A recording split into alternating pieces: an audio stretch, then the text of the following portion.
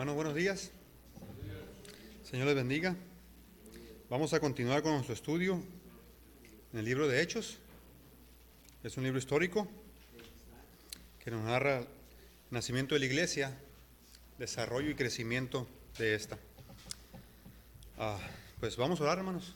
Vamos a orar para poner este tiempo en manos de nuestro Padre y que sea su Espíritu Santo quien obre en esta mañana. Padre bendito, te alabamos, Padre, por tu gran amor, por tu misericordia y tu bondad. Te damos gracias por esta oportunidad que nos das de poder congregarnos una vez más con el propósito de adorarte. Padre, necesitamos de ti en esta hora. Hemos pecado, Padre, y te hemos fallado. Perdónanos, oh Dios, y límpianos de toda maldad. Prepara nuestros corazones, Padre, ahora para recibir tu palabra. Que tu Espíritu Santo utilice tu palabra para transformarnos y para salvar, Padre, a aquellos que no te conocen. A ti sea la gloria, Padre, y a ti sea la honra. En el nombre de Jesucristo te lo pedimos. Amén.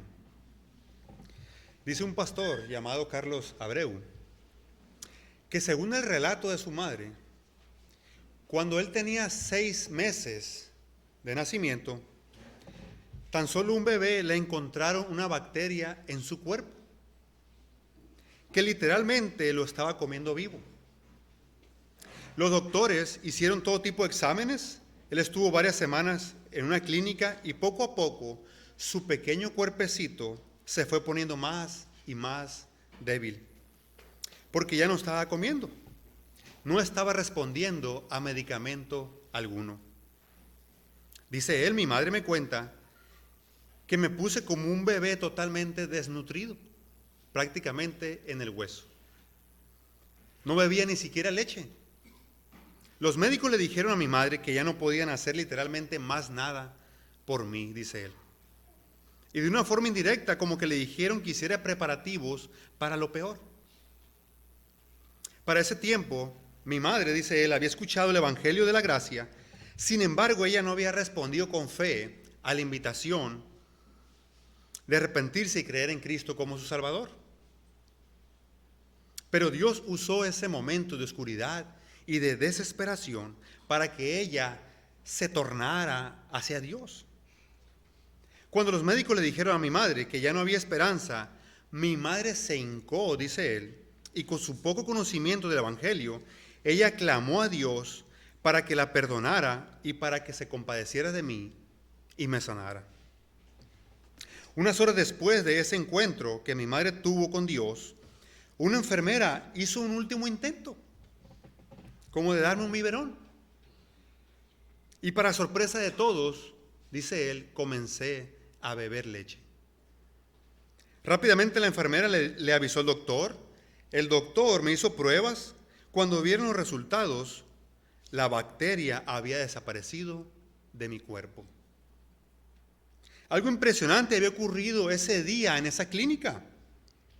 Y fue que Dios escuchó la oración de arrepentimiento y fe de mi madre. Y al mismo tiempo, milagrosamente, me sanó. No había explicación médica sobre lo que había acontecido. Pero mi madre sabía en su corazón lo que Dios había hecho. Ese día unas buenas nuevas de gran gozo corrieron por toda la clínica, por las paredes y los pasillos. Llegaron a oídos de muchas personas de que Dios había hecho algo impresionante con un bebé, salvándolo de la muerte y volviéndolo a la vida. De manera que Dios había sanado a este hombre. Y mis hermanos, al continuar con el estudio del libro de Hechos, ya llegando al capítulo número 3, lo que vamos a ver aquí es cómo Dios, por medio de los apóstoles, sana a un hombre cojo. De hecho, el título del mensaje es, o el tema central ahí de este pasaje es la sanación de un hombre cojo. La sanación de un hombre cojo. En el capítulo número 2, versículo 43, por favor, ahí en Hechos, de manera breve, Lucas nos dice que eran hechos muchas maravillas y señales, milagros, por medio de los apóstoles. Capítulo 2, ahí atrásito, por favor, versículo 43.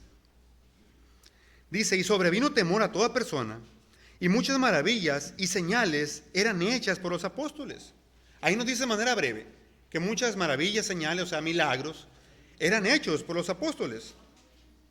En el versículo 43 nos narra de una manera breve, pero ahora lo que va a hacer Lucas es narrarnos uno de esos milagros que Dios hizo por medio de los apóstoles. Y Lucas nos va a narrar al decirnos cuál era la condición de este hombre, cómo fue su sanación y cuál fue la respuesta tanto del cojo, o la reacción del cojo y la reacción de la gente. Así que lo vamos a ver bajo 4 puntos, como tienen ahí en sus pantallas. Vamos a ver primeramente la condición del cojo, versículos del 1 al 3. Luego vamos a ver a partir del versículo 4 al 8, parte A solamente, vamos a ver la sanación del cojo. En tercer lugar, de los versículos 8b al 9, vamos a ver la adoración del cojo. Y en cuarto y último lugar, vamos a ver la admiración del pueblo, de los versículos 10 al 11. Así que si lo queremos ver de manera más fácil, 4 palabras: condición, sanación, adoración y admiración. Con esto en mente, hermanos, vayamos entonces al punto número 1, la condición del cojo. La condición del cojo. Versículo 1.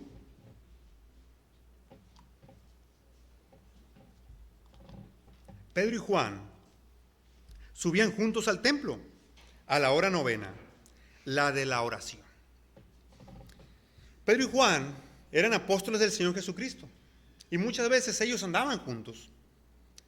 De hecho, antes de que el Señor los llamara a ser apóstoles, no que los llamara a salvación, sino antes de que los llamara a ser apóstoles, lo que estamos diciendo es que ya eran salvos ellos, luego los llamó a ser apóstoles al ministerio. Ellos eran compañeros de pesca. Vamos a ir a Lucas capítulo 5, versículo 10, por favor. Lucas mismo nos dice, ahora en su evangelio, Lucas 5, versículo 10, por favor.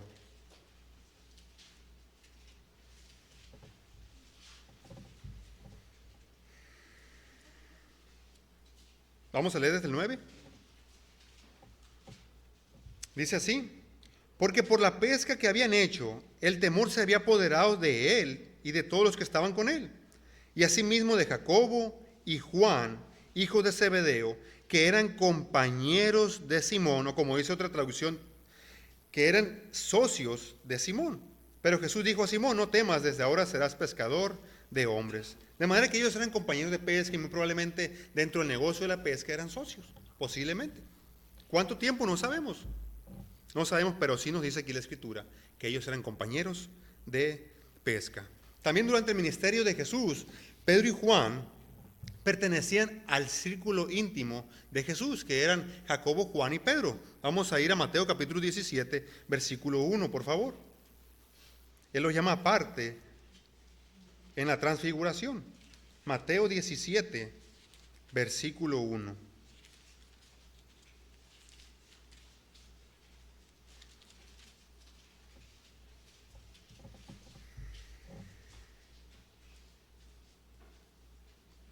Seis días después, Jesús tomó a Pedro, a Jacobo y a Juan su hermano, y los llevó aparte a un monte alto y se transfiguró delante de ellos.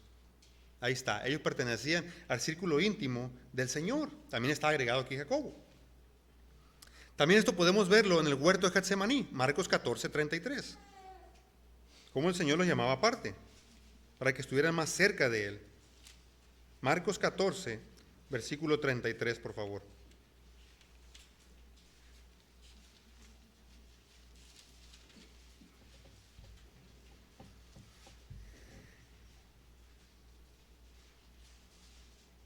Desde el versículo 32 dice así: vinieron pues a un lugar que se llama Getsemaní, y dijo a sus discípulos: sentaos aquí entre tanto que yo oro. Y tomó consigo a Pedro, a Jacobo y a Juan, y comenzó a entristecerse y a angustiarse. También cuando el Señor Jesucristo resucitó, después de la resurrección, fueron Pedro y Juan los que fueron juntos, también cuando estuvimos estudiando la resurrección, los que fueron juntos a la tumba. De manera que ellos muchas veces andaban juntos y también lo vamos a encontrar aquí en el libro de Hechos, en los primeros capítulos del libro de Hechos, sirviendo juntos al Señor. Ahora entonces, Pedro y Juan, ¿qué estaban haciendo o a dónde iban? Nos dice el texto, subían juntos, ¿a dónde? Al templo. ¿A qué hora? A la hora novena. ¿Y qué se hacía a la hora novena? Era la hora de la oración. Era la hora de la oración. Los judíos se acostumbraban a orar 3 veces al día en el templo. La primera era a las 9 de la mañana, la segunda era a las 12 de mediodía y la tercera era a las 3 de la tarde. La hora novena, como los judíos comienzan a contar las horas a partir de las 6 de la mañana, entonces la hora novena son las 3 de la tarde. Y vamos a ir al Salmo capítulo 55, versículo 17, que nos dice que oraban 3 veces los judíos en el templo al día. Salmo 55, por favor, versículo 17.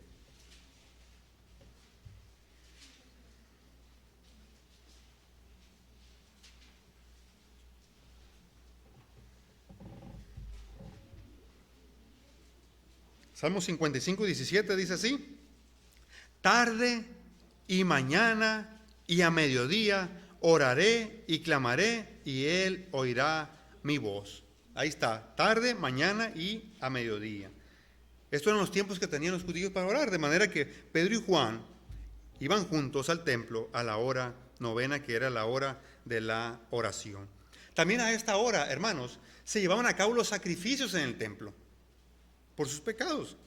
Se llevaban a esa hora, de manera que esta era una hora donde había concurrencia de gente o había multitud de gente en el templo a las 3 de la tarde.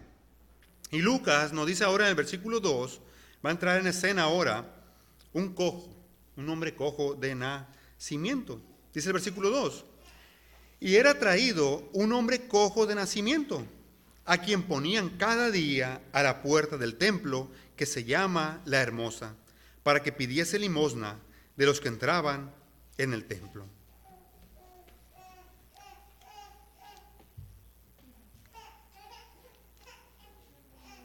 Lucas nos dice aquí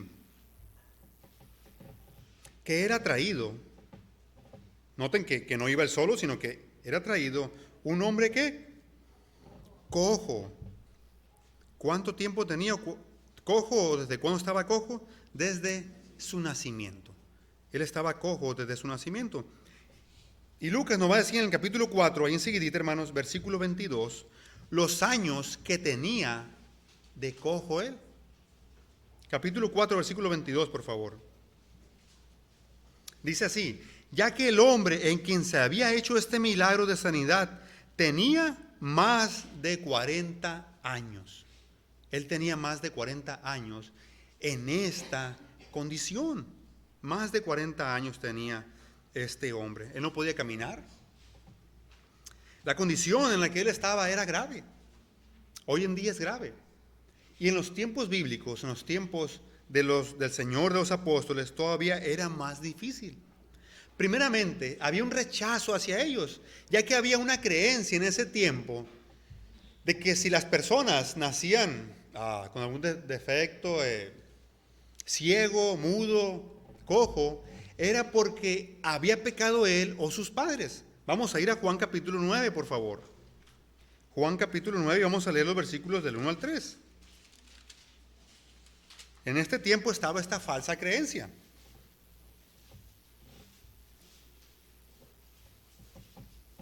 Pero vamos a ver aquí cómo Jesús va a decir que esta creencia es falsa, no es cierto. Capítulo 9, por favor, de Juan, versículo 1. Al pasar Jesús vio a un hombre ciego de nacimiento y le preguntaron sus discípulos, diciendo: Rabí, ¿quién pecó, este o sus padres, para que haya nacido ciego? Respondió Jesús: no es que pecó este ni sus padres, sino para que las obras de Dios, el poder de Dios, la gloria de Dios se manifieste en él. Jesús aquí está desmintiendo esta falsa creencia que había en aquel tiempo. Y él dice, no, no es que pecó nadie, ni él ni sus padres, sino que es para que las obras de Dios, para que el poder de Dios y la gloria de Dios se manifieste en él. No es que pecó él, ni sus padres. De manera que esto, al cojo, esta creencia que tenía en este tiempo en Israel, le hacía más difícil la vida a él, ya que era rechazado. Ya que él no podía, si se dan cuenta, el texto dice que estaba en un lugar, en una puerta que se llamaba La Hermosa. Él no podía entrar más adentro, no iba más adentro. Porque es muy probable que los líderes religiosos, como él había nacido en pecado o era un pecador, no lo dejaban entrar. Y eso le complicaba más la vida a él. Posiblemente los líderes religiosos, cuidado, no te juntes con él. Es un pecador, tiene pecado. Este era el trato que él recibía, que no era muy bueno, no era muy agradable. Aparte de su condición, él recibía rechazo. Este hombre estaba postrado, lo llevaban, postrado en su casa, posiblemente lo llevaban al templo. Y él, cada día, estaba postrado aquí. Por más de 40 años. Él no tenía esperanza. No había un especialista que pudiera curarlo en ese tiempo. Alguien tenía que llevarlo al templo, él no podía ir por él mismo. Por eso el texto dice que era traído al templo. ¿Cuántos días? Dice el texto, a quien ponían cada día, o sea, todos los días, a la puerta del templo que se llama La Hermosa, para que pidiese limosna de los que entraban en el templo. Este hombre dependía de otras personas. Posiblemente, no dice el texto, pero posiblemente sus familiares o sus amigos lo llevaban al templo. Recordemos en Marcos 2 hay un paralítico a quien sus amigos van y lo llevan hasta donde está Jesús cuando descubren el techo de la casa. En Marcos capítulo 2 es muy probable entonces que sus familiares o sus amigos eran quienes lo llevaban. Y él dependía de ellos. Él no podía sustentarse a sí mismo tampoco. Ya tenía más de 40 años y no podía sustentarse por él mismo. De manera que lo llevaban para que pidiese limosna en el templo. De manera que su condición física era difícil. Pero había una condición, hermanos, que él tenía, que todavía era más importante. Y era su condición espiritual. Él estaba muerto en sus delitos y pecados. Él nunca había entrado al templo a presentar un sacrificio. Y él estaba muerto en sus delitos y pecados, como dice Efesios capítulo 2, versículo 1. Ahora, ¿cuál sería su mayor problema? ¿Su cojera? ¿O que él estaba muerto espiritualmente? Pareciera así a simple vista o por nuestra humanidad, nosotros miramos que su condición física es su mayor problema. Pero no, hermanos, en el reino de Dios no es así. Su peor condición es su condición espiritual, no su condición física. Y no estamos diciendo que no es importante, que no sea grave. Sí es grave su condición física, pero más grave es su condición espiritual. ¿Qué sería mejor para él? ¿Ser sanado de su enfermedad o recibir salvación de su alma? La salvación de su alma. La salvación de su alma. Y sí, debemos orar por nuestra sanidad física o por aquellos que están enfermos y que no conocen al Señor. Pero más importante aún, nosotros debemos orar, y lo hacemos como iglesia, cuando nos reunimos a orar, oramos principalmente por la salvación de la persona. Sí oramos por su condición física, pero más importante, oramos por la salvación de esa persona. De manera, hermanos, que el mayor problema, hermanos, que tiene una persona no es su condición física, su matrimonio, el problema que tiene en su matrimonio o su problema económico. La mayor necesidad que tiene el ser humano es la de ser salvado por el Señor. Porque a final de cuentas, hermano, ¿de qué sirve ser sanado físicamente si al final voy a ir al infierno y se pierda mi alma? Prefiero mejor que mi alma sea salvada, aunque siga en mi condición física en la que estoy, en mi enfermedad. En mi enfermedad. Eso es mucho más importante. Lucas nos dice entonces que era traído al templo. Los discapacitados en aquel tiempo escogían o los ponían en tres ubicaciones o puntos clave, que era la casa de los ricos, los caminos principales y en el templo. Y este hombre había escogido, o habían escogido las personas que lo habían llevado, ponerlo en el templo. Pero no era algo casual que estaba sucediendo ahí. Bueno, el texto nos dice que todos los días lo llevaban. Dios está en control de esta situación, hermanos. Si nosotros tenemos una enfermedad, algún problema, Dios está en control de esa situación por la cual estamos pasando nosotros.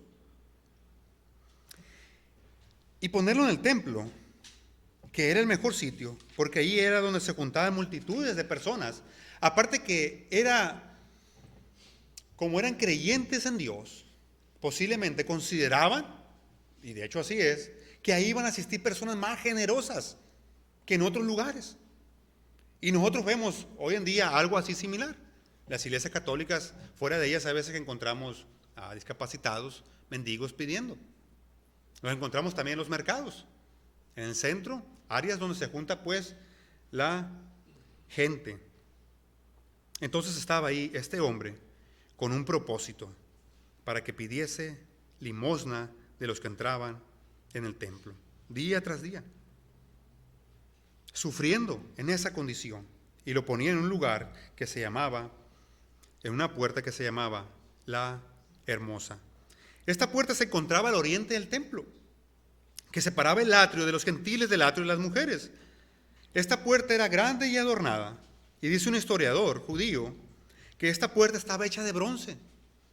Y era tan grande que se necesitaban 20 hombres para poder moverla. 20 hombres se necesitaban para poder moverla. Entonces ahora, Pedro y Juan van de camino al templo y nos dice el versículo 3. Cuando vio a Pedro, o sea el cojo, y a Juan, que iban a entrar en el templo, les rogaba que le diesen limosna. Posiblemente pasaban muchas personas por un lado de él, por enfrente de él, y ahora este hombre cojo ve venir a Pedro y a Juan, los apóstoles del Señor. Pero es muy posible que él no sabía que eran apóstoles del Señor. Sin embargo, nos dice el texto que Pedro y Juan iban a entrar en el templo, o sea, iban a pasar más allá de la puerta de la Hermosa. Los ve venir el cojo, ¿y qué hace? Les ruega para que le den limosna. Él les ruega para que le den limosna a este hombre. Pero él no sabía que estaba a punto de recibir lo más importante de su vida. Algo extraordinario iba a suceder en ese día, diferente a los 40 años que él había tenido, o más de 40 años que él tenía, yendo al templo, que iba a ser su sanación física y la salvación de su alma. Y esto nos lleva entonces a nuestro segundo punto, la sanación del cojo. Ya vimos la condición en la que se encontraba, ahora veamos entonces la sanación del cojo. Versículo 4. Pedro con Juan, fijando en él, o sea en el cojo, los ojos, le dijo, míranos. O sea, posiblemente haya pasado mucha gente, no le ponía interés a este cojo, como muchas veces tristemente a veces pasa hoy en día también y a veces con nosotros, que no le ponemos interés a los necesitados. Sin embargo, Pedro y Juan no se desatendieron, no mostraron interés en él, se detuvieron y atendieron el llamado de este hombre. Tuvieron compasión de él, miraron la necesidad de él y le dijeron, fijándole en los ojos, le dijo Pedro, míranos. Y la idea aquí, cuando le dice, mírenos, no es que está llamando tanto la atención hacia ellos mismos, o que quiere atraer la atención hacia ellos, sino que más bien lo que está haciendo Pedro es que ponga atención, porque lo que está a punto de suceder es algo maravilloso, sorprendente.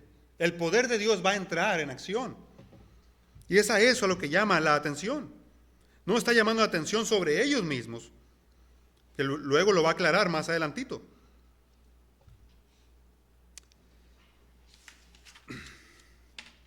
De hecho, Mateo 25, muchas veces hablando de que muchas veces somos insensibles a las necesidades de los demás.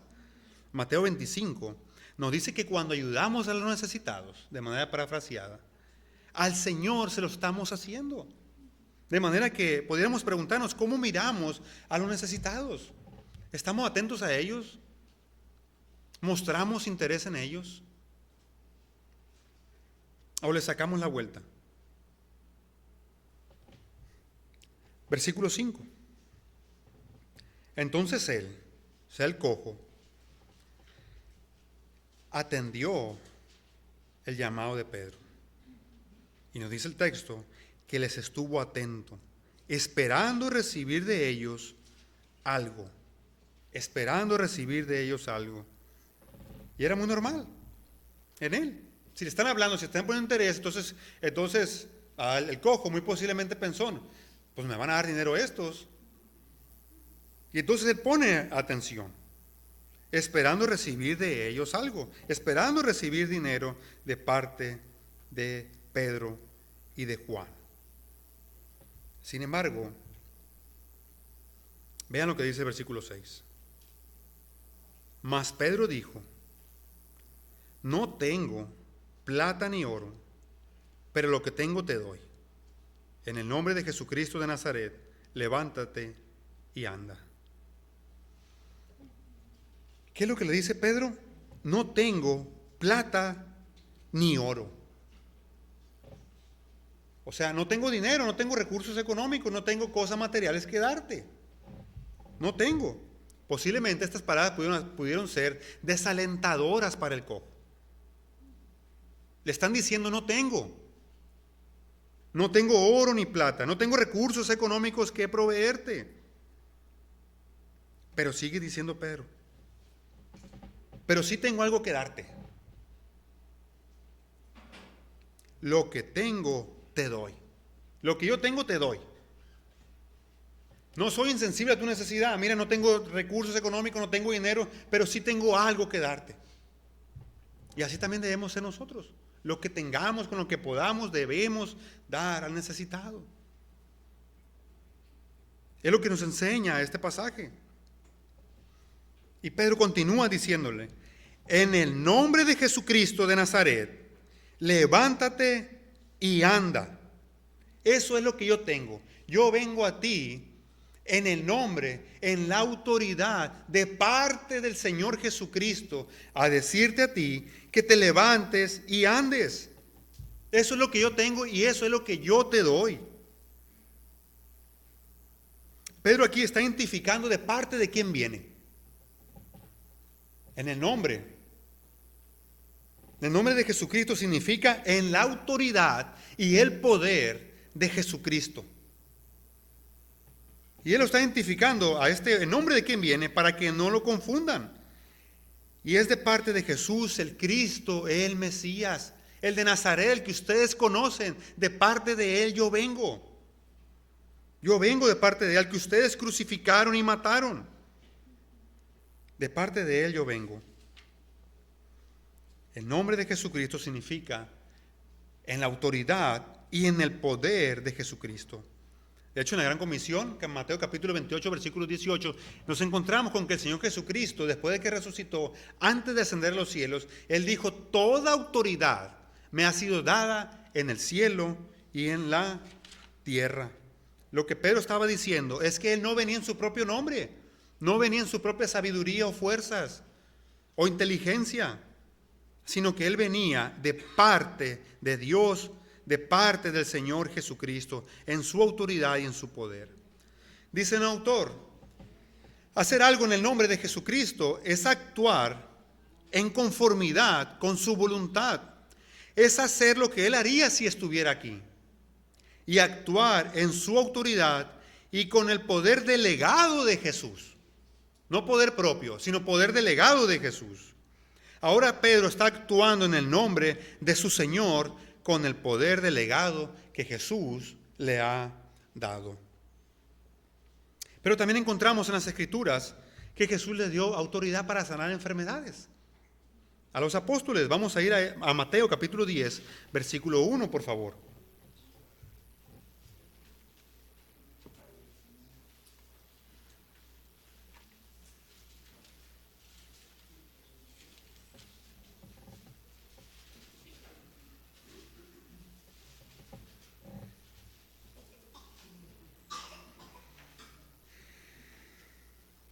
Dice así: entonces, llamando a sus 12 discípulos, les dio autoridad sobre los espíritus inmundos para que los echasen fuera y para sanar toda enfermedad y toda dolencia.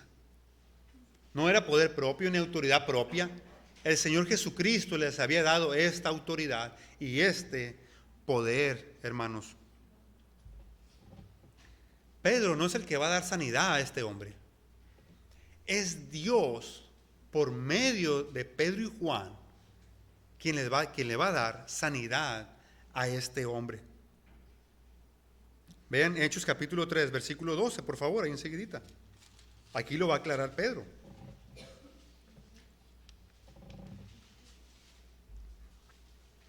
Hechos 3, 12.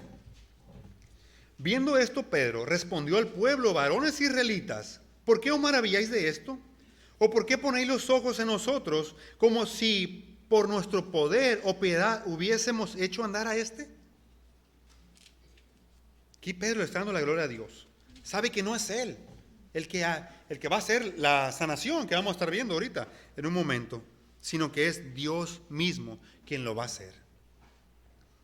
Hermanos, hoy en día existen en muchas iglesias falsos maestros que utilizan el nombre del Señor según ellos para sanar enfermedades. Hay algunos maestros que lo hacen por ignorancia, pero porque no conocen las Escrituras. Pero hay otros que utilizan el nombre del Señor Jesucristo para su propio provecho, para aprovecharse de la gente, y engañan a la gente, diciéndole en el nombre de Jesucristo sé sano. Y parece como que ocurren las cosas. Pero ahorita vamos a explicar, antes de concluir este sermón, vamos a explicar lo que tiene que ver con todo esto. Pero esto no es algo nuevo lo que está sucediendo hoy. Vamos a ir a Hechos capítulo 19. Vamos a ver cómo ya estaba sucediendo. Hechos capítulo 19, versículos 11 al 17, por favor.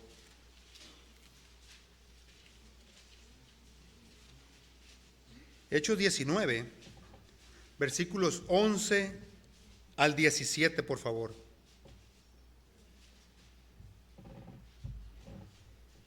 Dice así: y hacía Dios milagros extraordinarios por mano de Pablo, de tal manera que aún se llevaban a los enfermos los paños o delantales de su cuerpo, y las enfermedades se iban de ellos, y los espíritus malos salían. Pero algunos de los judíos, exorcistas ambulantes, intentaron invocar el nombre del Señor Jesús sobre los que tenían espíritus malos, diciendo: os conjuro por Jesús, el que predica Pablo.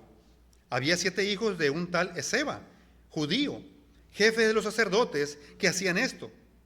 Pero respondiendo el espíritu malo, dijo: a Jesús conozco, y sé quién es Pablo, pero vosotros, ¿quiénes sois? Y el hombre en quien estaba el espíritu malo, saltando sobre ellos y dominándolos, pudo más que ellos, de tal manera que huyeron de aquella casa desnudos y heridos. Y esto fue notorio a todos los que habitaban en Éfeso, así judíos como griegos, y tuvieron temor todos ellos, y era magnificado el nombre del Señor Jesús. A final de cuentas, el nombre del Señor Jesucristo fue honrado en esta situación. Esto era algo no de hoy, de esta época, sino que ya estaba sucediendo en aquel tiempo, hace alrededor de 2000 años. Hombres usando para su propio provecho el nombre del Señor Jesucristo. utilizándolo mal, incorrectamente. Mal, incorrectamente. Y vean lo que el Señor dice acerca de estos hombres en Mateo capítulo 7, por favor, que ya lo conocemos. Mateo 7, versículos 22 y 23.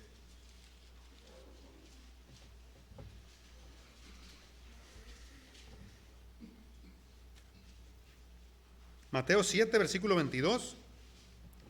Muchos me dirán en aquel día: Señor, Señor, ¿no profetizamos en tu nombre? ¿Y en tu nombre echamos fuera demonios? ¿Y en tu nombre hicimos muchos milagros? Entonces les declararé: nunca os conocí, apartaos de mí, hacedores de maldad. Ustedes nunca fueron míos, ni cuando estaban profetizando, ni cuando estaban echando fuera demonios, ni cuando estaban haciendo milagros. Ustedes nunca fueron míos, apartados de mí, hacedores de maldad. Están utilizando falsamente el nombre del Señor Jesucristo. Y debemos cuidarnos de esas personas, hermanos. Debemos cuidarnos. Ahora, ¿qué fue lo que sucedió después de que Pedro le dijo al cojo en el nombre de Jesucristo: levántate y anda? Versículo 7. Y tomándole por la mano derecha, le levantó, y al momento se le afirmaron los pies y tobillos. Pedro le toma por la mano derecha y le levanta. Y al momento, o sea, al instante, se le afirmaron los pies y los tobillos. Este hombre fue sanado de su cojera. Fue sano este hombre. Fue sanado por el Señor, utilizando a Pedro y a Juan. Y al momento, al instante, fue un milagro, una curación, una sanación instantánea, al momento. Inmediatamente sucedió esto. Esto sucedió inmediatamente. No fue algo gradual, sino que inmediatamente él fue sano. Aquí podemos ver también que los apóstoles, hermanos, tenían el don de sanidad. Pero vuelvo y repito, ahorita vamos a explicarlo. Hay mucha confusión en cuanto a este don y a algunos otros más. Ahorita vamos a explicarlo antes de concluir. Pero podemos ver que ellos tenían el don de sanidad. De hecho, mismo Cristo, en el capítulo 10 que miramos ahorita de Mateo, ya se los había dado. Versículo 8. Y saltando, se puso en pie y anduvo. Ahí está la sanación de este hombre. Otra evidencia, podemos ver una evidencia aquí de que él fue sano. ¿Por qué? Él saltó, dio un salto. Saltando se puso en pie y anduvo, o sea, caminaba. Él fue sanado por el Señor Jesucristo. Imagínense lo que debe haber sentido este hombre ahora. Por más de 40 años estando en esa condición, y ahora es sanado él. No solamente camina, sino que salta. Imagínense qué gozo haber sido para él, qué gozo y felicidad para él, haber sido sanado de su cojera. De hecho, era algo que estaba profetizado, no específicamente esto, pero sí de manera general, que los cojos saltarían en Isaías 35, versículo 6. Entonces el cojo saltará como un ciervo. Y esto es lo que está sucediendo aquí con el cojo de nacimiento. El Señor en su soberanía escogió sanar a este cojo. Es muy posible y muy probable que haya habido muchos en Jerusalén que estaban cojos. Pero Dios en su soberanía había escogido este momento y a este hombre para sanarlo. El cojo esperaba solamente dinero y Dios le dio algo, le dio mucho más allá de lo que él pedía. Dios es tan grande y tan bueno que nos da más de lo que pedimos. De hecho, por nuestros pecados no merecemos nada. Bueno, sí merecemos una sola cosa, todos aquí, y eso es el infierno. Todos merecemos el infierno. Pero Dios, como miramos en la mañana escuela dominical, es misericordioso. Él es bueno.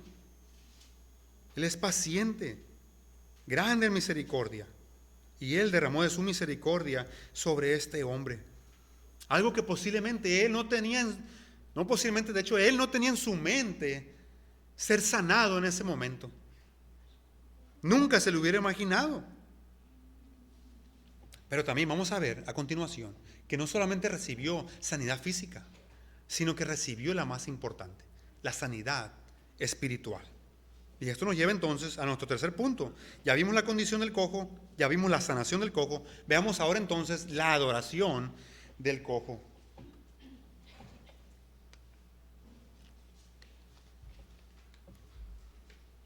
Versículo 8, parte B. Y entró con ellos en el templo. ¿Cómo entró? Andando y saltando y alabando a Dios. ¿A dónde entró ahora? Al templo. Él quizás nunca había entrado al templo, simplemente él estaba a la puerta y escuchaba el júbilo, himnos posiblemente, lo que se hacía, él lo escuchaba solamente. Y ahora él entra al templo. Él pudo haber caminado, corrido para otro lugar. Sin embargo, él entró al templo. ¿Con quién? Nos dice el texto. Con ellos. ¿Con quién? Con Pedro y con Juan. Entró ahora al templo para adorar a aquel que no solamente lo había sanado físicamente, sino que lo había salvado de su condición espiritual también. ¿Y por qué les digo esto, hermanos? Porque nadie puede adorar a Dios, nadie puede alabar a Dios, a menos que nazca de nuevo. A menos que el Espíritu Santo le dé el nuevo nacimiento. Nadie puede alabar a Dios a menos que nazca de nuevo y sea transformado por el poder del Espíritu Santo. Y aquí el texto nos da la evidencia de que él nació de nuevo, porque entró al templo y estaba ahora alabando y adorando a Dios. Él había sido sanado completamente de su condición física y de su condición espiritual, la cual, ya dijimos, es mucho más importante. Él ahora estaba adorando al Señor. Él pudo haber tenido motivo para ir a avisarle a sus familiares, amigos, a otras personas: soy sano. Sin embargo, él fue a la presencia de Dios, porque la presencia de Dios en el Antiguo Testamento estaba en el templo. Y él sabía eso. Ahora él fue a adorarle al Señor. Dice un autor: tal vez la adoración más genuina a Dios llevada a cabo en ese día en el templo fue la alabanza del cojo. Fue la alabanza del cojo. Mis hermanos, el venir cada domingo a los cultos, domingo tras domingo, no significa verdaderamente que estemos adorando al Señor. Porque muchas veces estamos con nuestra mente, nuestros pensamientos en otro lado y nos desviamos de la adoración al Señor. O quizás podemos venir por otros motivos que no sean los correctos, que es venir a adorar al Señor. Él busca adoradores en espíritu, o sea, guiados por el Espíritu Santo y con todo nuestro ser. Y en verdad, en base a su palabra. Él así quiere que le adoremos, hermanos. Es lo que nos dice Juan capítulo 23, versículo 24. Hay veces que nos desviamos de la adoración y no estamos adorando correctamente al Señor. Y aquí podemos ver nosotros con el cojo que él sí lo hizo. Dios está aprobando esta adoración. Y podemos preguntarnos: ¿cómo está nuestra adoración, hermanos?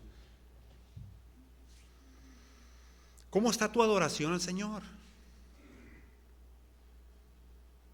Porque adorar al Señor es que todo nuestro ser, alma, mente y cuerpo esté rendido hacia Él. Y al mismo tiempo es devolverle lo que Él nos ha dado. En este caso el cojo le estaba devolviendo de lo que le había dado de sus piernas y ahora había entrado al templo, cosa que antes no podía hacer.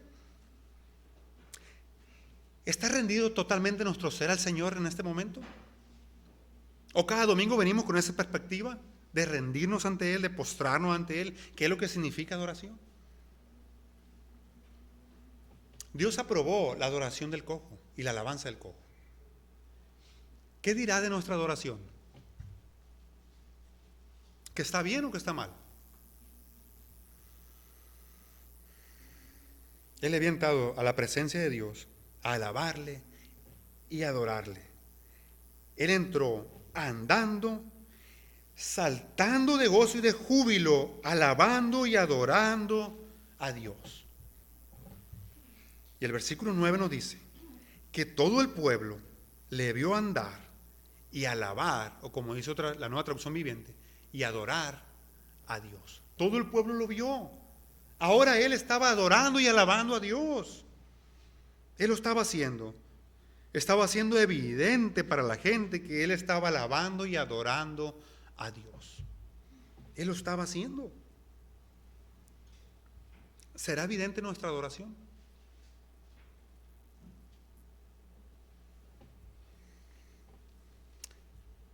Ahora, ante la sanación, ante este milagro que sucedió, ¿cuál fue la reacción del pueblo? Pasemos a nuestro cuarto y último punto. La admiración del pueblo, de los versículos 10 al 11, por favor.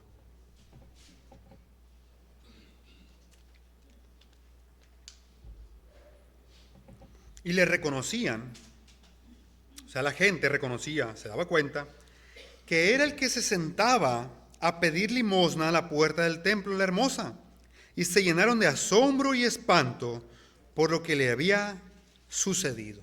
La gente reconocía y se daban cuenta que ese hombre que estaba saltando, brincando, alabando, adorando a Dios, era el hombre que había estado postrado por más de 40 años ahí, en la puerta llamada la hermosa. Ellos reconocieron y se dieron cuenta que era este hombre. ¿Qué habrá pasado con él? ¿Por qué es que caminaba? Y las preguntas que la gente se estaba haciendo. ¿Y qué sucedió con ellos? Nos dice el texto que se llenaron de asombro,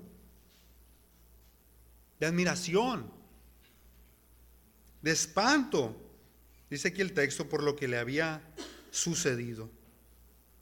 Se habían admirado del milagro que había sucedido. Dios había sanado a este hombre.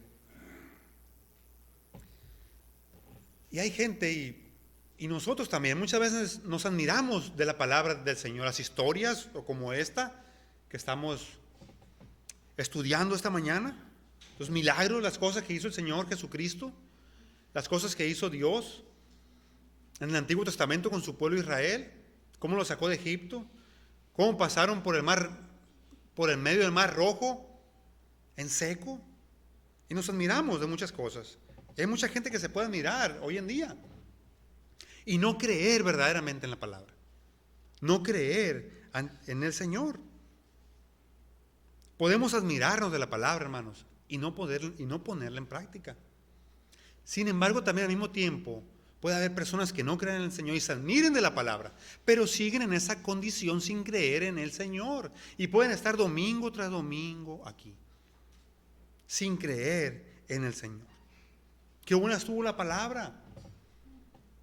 Pueden llegar a admirar y decir en ellos, qué bueno estuvo el sermón de la semana pasada, oh, qué bueno estuvo el sermón. Pueden llegar a decir eso en sus mentes y sin embargo seguir en la misma condición. El Señor Jesucristo no hizo más milagros, nos dice la Escritura en Mateo capítulo 13, versículo 58, en Nazaret, de donde era Él, a causa de la incredulidad de ellos y con el propósito de que no viniera mayor condenación sobre ellos. De manera que si hay alguien aquí que está viendo domingo tras domingo y no ha entregado su alma al Señor, pídele al Señor que tenga misericordia de ti.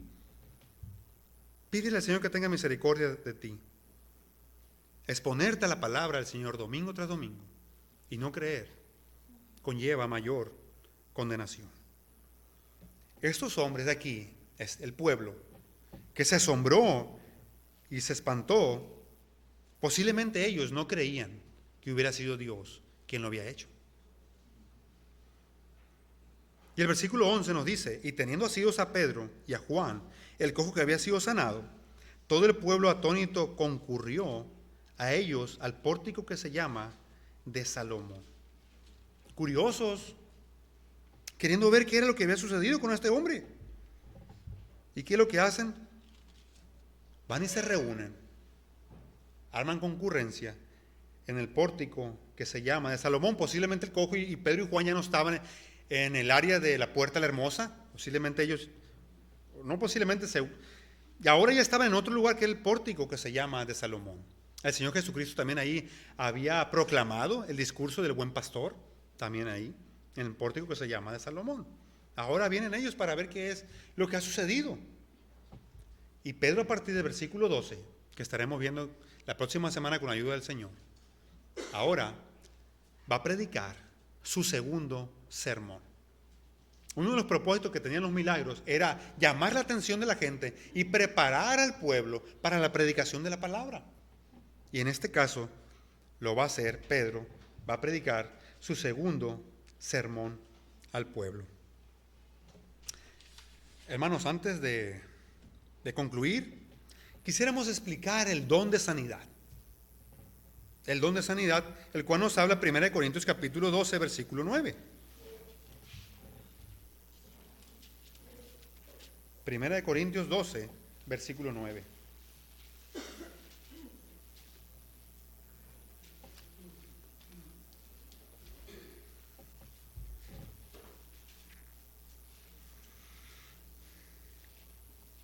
Dice así: a otro fe por el mismo Espíritu, y a otro dones de sanidades por el mismo Espíritu. El Espíritu Santo, hermanos, ha repartido diferentes dones espirituales a su iglesia. La palabra don significa capacidad o habilidad. En este contexto, no es como el don de la fe o el don del arrepentimiento o el don de la salvación que nos da el Señor. Más bien, ahí la idea es que es un regalo. En este caso también es un regalo, pero tiene el significado de que es una capacidad o una habilidad que Dios da para la edificación del cuerpo de Cristo, que es la iglesia. De manera que el Espíritu Santo ha dado diferentes dones a la iglesia. Y la Escritura nos muestra aquí en 1 Corintios capítulo 12, Romanos 12 también. Ha dado el don de maestro, el don de sanidades, a otros hacer milagros, el don de sabiduría, etc. Ahora, hermanos, ¿qué es el don de sanidad entonces? El don de sanidad es la capacidad dada a una persona por el Espíritu Santo para sanar a otras personas de una enfermedad en el nombre de Jesucristo, por medio de decir alguna palabra, como lo hizo aquí el apóstol Pedro. Eso es el don de sanidad. ¿Seguirá existiendo este don en el día de hoy? Hay muchas iglesias que dicen tenerlo y muchos hombres que dicen tenerlo. Mis hermanos, el don de sanidad ya no existe. Hoy en día ningún cristiano lo tiene.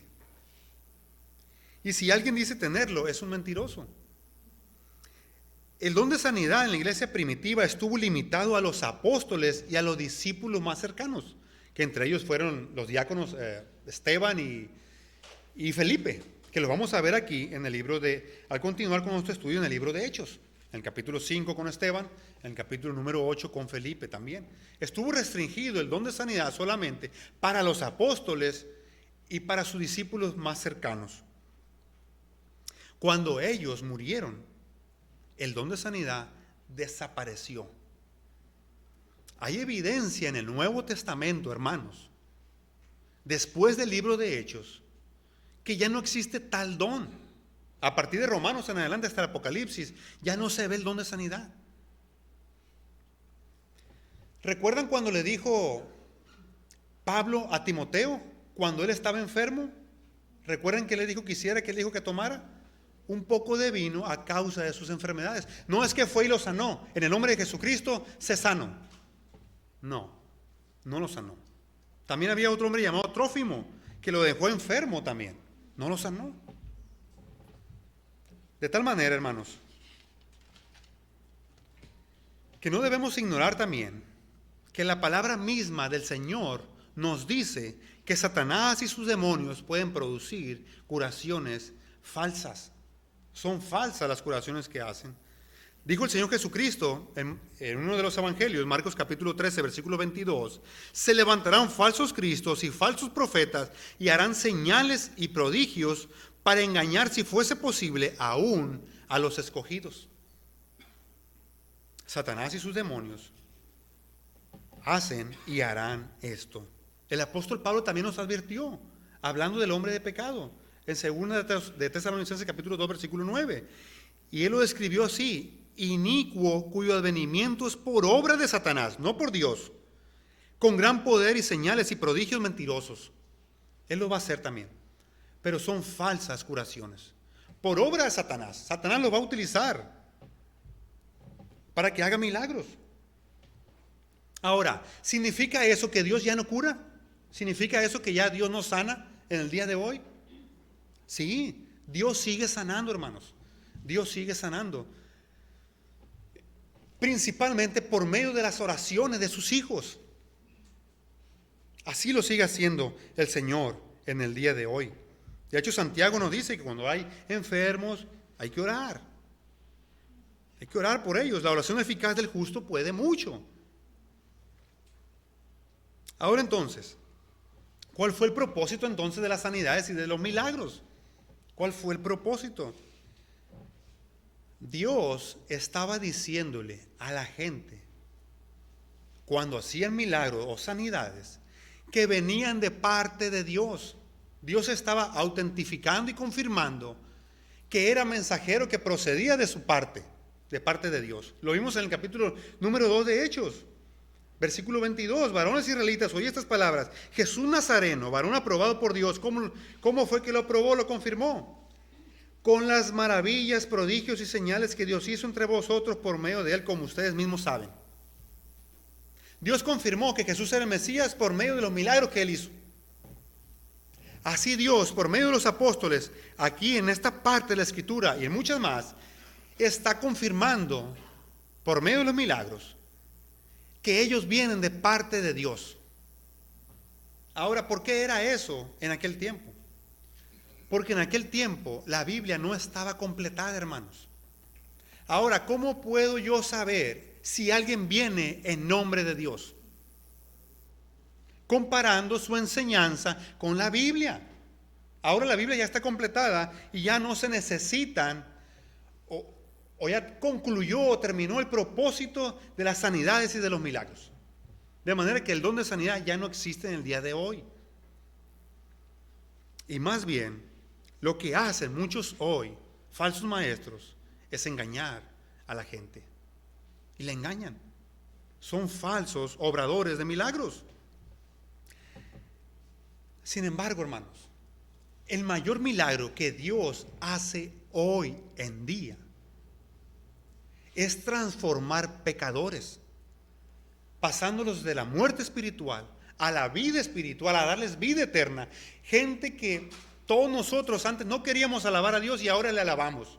El cojo no lo hacía y ahora Dios lo salvó y ahora lo hace. Está alabando y adorando al Señor. Ese es el mayor milagro que Dios puede hacer en alguien. Porque al final de cuentas decíamos, ¿de qué sirve ser sanado físicamente si al final de cuentas mi alma se va a perder en el infierno? Mejor me es entrar cojo en el cielo. Entonces, hermanos, he ahí la explicación del don de sanidad. Para concluir, entonces, de la sanación del cojo podemos aprender y recordar, hermanos, que un día seremos completamente sanados de nuestras enfermedades. Un día. Quizás eso no va a ser ahorita, pero sí va a ser un día, donde el ciego verá, el mudo hablará, al que le falte una mano la tendrá, al que le falte un dedo lo tendrá, al que no pueda caminar, caminará. Dios enjugará toda lágrima de los ojos de ellos y ya no habrá muerte, ni habrá más llanto, ni clamor, ni dolor, porque he aquí las primeras cosas pasaron. He aquí las primeras cosas pasaron. Pues tengo por cierto que las aflicciones del tiempo presente no son comparables con la gloria venidera que un día ha de manifestarse en nosotros, hermanos. ¿Te sientes cansado de tu enfermedad? de tu condición, de tu situación. Espera en el Señor como cantamos. Esperemos en el Señor. Y recordemos, hermanos, si tú te encuentras enfermo, recordemos que Dios tiene un propósito en nosotros. Y más que sanarnos de nuestras enfermedades, hermanos, Dios está haciendo algo más hermoso y maravilloso en nosotros. Y es conformándonos a la imagen de su Hijo Jesucristo. E incluso Él va a utilizar la enfermedad para conformarnos a la imagen de su Hijo Jesucristo. Y debemos descansar en eso. Más que sanarte de tu enfermedad, Dios quiere tu santidad, hermano. Dios quiere tu santidad. También de la sanación del cojo, hermanos, podemos aprender que nuestro mayor problema es nuestro pecado. Nuestra mayor necesidad no es física, sino espiritual. Y nosotros, si ya creemos en Cristo, debemos dar muchas gracias a Dios de que Él resolvió el mayor problema que nosotros teníamos, que era nuestro pecado, el cual nos condenaba. Y por eso debemos dar muchas gracias a Dios. Debemos vivir en gratitud al Señor y adoración al Señor, como lo hizo el cojo. Debemos vivir dándole gracias al Señor y adorándole por haber enviado a su Hijo Jesucristo a morir por nuestros pecados. También, en cuarto lugar, así como Pedro y Juan le ofrecieron a Jesús al cojo, nosotros también debemos ofrecer a Jesús al mundo para que sean salvos. Debemos de testificar y proclamar que en el nombre del Señor Jesucristo hay salvación. La iglesia debe anunciar a Jesús a un mundo que está espiritualmente necesitado. La pregunta es, ¿lo estamos haciendo? ¿Estamos anunciando a Jesús? Y finalmente, si tú no has creído en Cristo para la salvación de tu alma, déjame decirte que tu mayor problema, como ya dijimos, no es tu enfermedad, no es tu problema económico, ni tu problema matrimonial. Tu mayor problema es tu pecado, que te aleja del Señor. De manera que la mayor necesidad que tú tienes esta mañana es la salvación de tu alma. El llamado para ti en esta mañana, mi amigo que no conoces al Señor, es que te arrepientas de tus pecados, dejes tus pecados, abandones tus pecados y vengas y deposites toda tu confianza en Cristo para la salvación de tu alma. Hechos capítulo 4 versículo 12 nos dice: y en ninguno otro hay salvación, porque no hay otro nombre bajo el cielo dado a los hombres en el cual podamos ser salvos. Vamos a orar, hermanos. Padre bendito, te alabamos, te damos muchas gracias por tu palabra. Padre, pon en lo más profundo de nuestro corazón tu palabra, Señor, y obra por medio de ella, de acuerdo a la necesidad de cada uno de nosotros. Anima, Señor, a aquel que está pasando por alguna situación difícil, por alguna enfermedad. Anímale, Padre bendito, sabiendo que en ti hay esperanza. Y aquel que no te conoce, Padre, ten misericordia y tráelo, Padre, si es tu voluntad, de la muerte a la vida.